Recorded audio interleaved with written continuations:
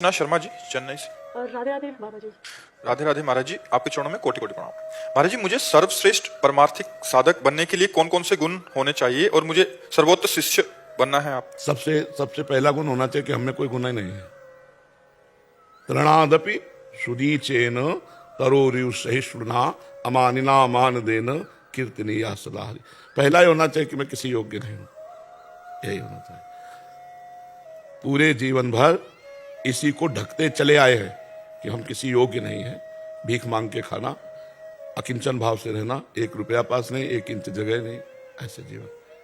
अब भगवान को प्रकाशित करना था तो वो प्रकाशित कर दिया। अगर यूट्यूब ना होता तो कौन जानता। भगवान को प्रकाशित करना था, कलयुग के यंत्रों का जमाना आया, देश विदेश बात फैल गई, तो वो योग्यता दिखाई देने लगी। नहीं तो सदैव ढक के रखा जाता है, अपनी सद्गुणों को ढक दिया जाता है। और सदैव जब वार्ता की जाती थी, की जाती है, मैं बहुत अधम हूं, मेरे में कोई सद्गुण नहीं कि मैं आपको रिझा सकूं। प्रभु आप अपनी कृपा से रिझ जाओ और हो सके तो अपने योग्य बना लेना। मेरे में ऐसी क्षमता नहीं कि मैं आपको प्रसन्न करने वाले सद्गुण धारण कर सकूं, आप अपने योग्य बना लेना।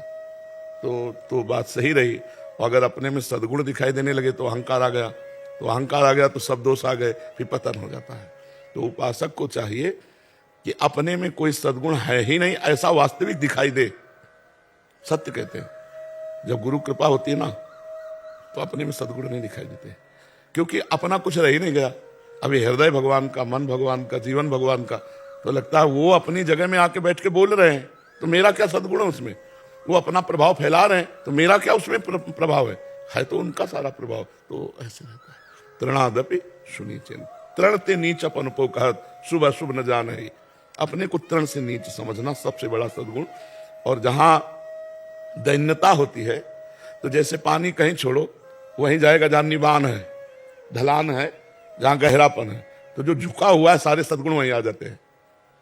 जो दैन्य है, सबको अपने से श्रेष्ठ समझता है, उसमें सारे सद्गुण आ जाएंगे दैवी संपदा के। और जो अपने में कुछ गुणों को लेकर अभिमान करता है तो सारे दुर्गुण उसमें आ जाते हैं। तो हमें लगता है सद्गुरु और इष्ट को प्रसन्न करने के लिए सबसे बड़ा गुण है कि मेरे में कोई गुण है ही नहीं। देखो ध्रुवदास जी महाराज इतने बड़े महान रसिक संत हैं, वो किशोरी जी से कह रहे हैं, सबे अंग गुण ही न हो ताको जतन न कोई, एक किशोरी कृपाते जो कछु होई सो होई। मैं समस्त अंगों से गुणहीन हूं, मेरे में कोई साधना का अंग नहीं कि हे किशोरी जो आपको मैं प्रसन्न कर सकूं। अब तो भरोसा केवल आपकी कृपा का है। और कितने बड़े महापुरुष हैं कि 42 लीला जैसे ग्रंथ की रचना की, महान अद्भुत रस सिंधु है 42 लीला। कह रहे सबे अंग गुणहीन हो ताको यतन न कोई, एक किशोरी कृपाते जो कछु होई सो होई। सो कृपाति सुलभ नहीं ताको कौन उपाओ, चरण शरण हरिवंश की सहज ही बन्यो बनाओ। बोले वो किशोरी की कृपा भी ऐसे थोड़ी होती है।